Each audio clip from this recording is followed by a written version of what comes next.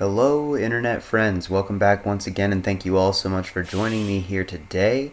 I'm going to jump right into the topic. It's a relatively short video, and there's a lot of things I really want to cover.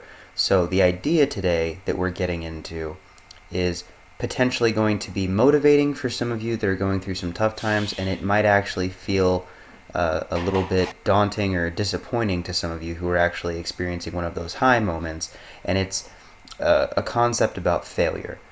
And one of my least favorite sayings in the existence of motivational quotes is failure is not an option. I hate that saying so much. It's absolutely an option, and even more so, oftentimes at the fullest pursuit of mastery in any skill in anything that you are passionate about and trying to achieve, you're going to run into a point where you fail. It's almost inevitable.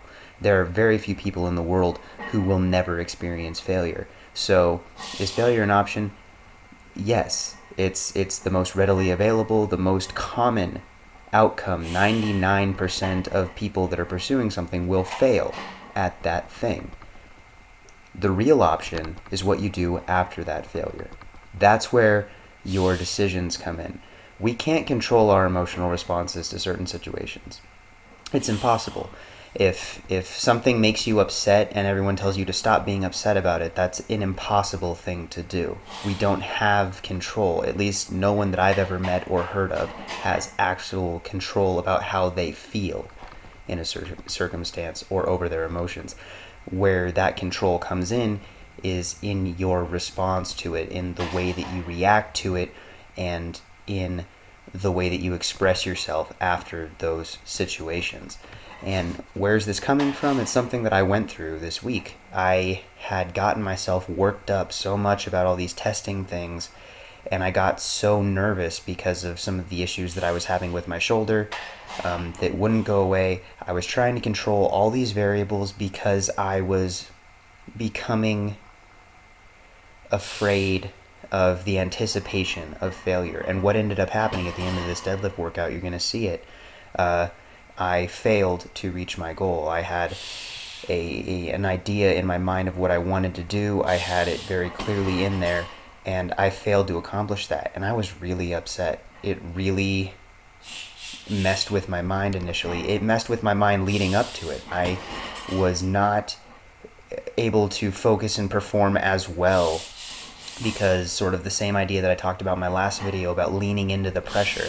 I was not allowing it to focus me more. I was allowing it to kind of get to me because there was a fear of this failure, and it ended up happening.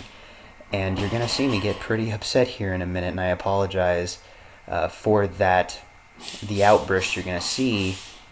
But the important thing is what you do after that failure. And I'm glad that this happened now, because right there, I made some mistakes. I was not as prepared as I needed to be, and it did allow me to be self-reflective and look at myself and say, what did I do in this whole last training block? What are the situations? What are the circumstances?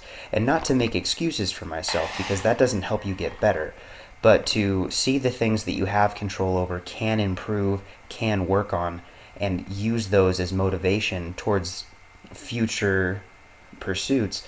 But the idea that you can accept that sometimes failure is going to happen and it's not the end of your journey. Sometimes you're going to fail, and if you accept that as the reality and say, you know what, it can happen, and at some point it's likely going to happen, but when that happens, I'm not going to quit. I'm not going to give up on the rest of this pursuit. I'm not going to let it control my response to this emotional state that I might have reached, or have this emotional reaction turn into something that's going to hinder me in the future. I'm not going to be scared of failing when I have the opportunity to get back up, to work harder, to work smarter, and to do different things to improve and avoid that outcome in the future, but not because I'm scared of failing, but because I've earned the right to overcome that failure. And that's the idea I want to leave with you guys today. I hope you find it encouraging and And for me, it's almost just a relief to take that weight off my shoulders of being scared of failing. It's going to happen. It happens and you deal with it.